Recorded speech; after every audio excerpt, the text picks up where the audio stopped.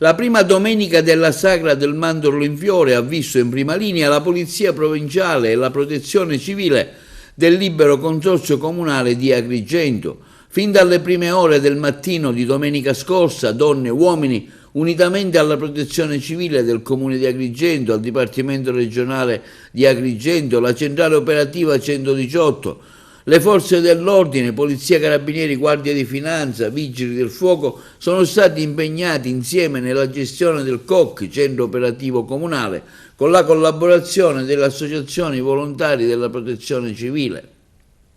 Numerosa la presenza delle associazioni di volontariato, del personale addetto alla Protezione Civile, coordinato dal dirigente del Libero Consorzio Achille Contino, dal responsabile Marzio Tuttolomondo, che hanno fornito l'assistenza durante l'intera giornata della prima domenica della Sagra.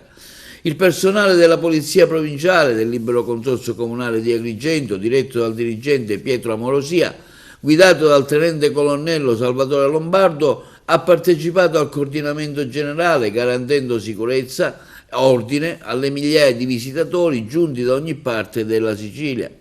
Numerosi gli interventi attivati dalla Protezione Civile durante la giornata sulle strade, sulle piazze principali, dislocate tra la piazza Municipio, via Atenea, viale della Vittoria, dove si sono svolte le iniziative relative agli spettacoli. Il personale del Libero Consorzio sarà impegnato tutti i giorni fino alla fine della manifestazione prevista giorno 16, al fine di garantire sicurezza e assistenza alla manifestazione del Mandorlo in Fiore di quest'anno 2025, che coincide con Agrigento, capitale italiana della cultura.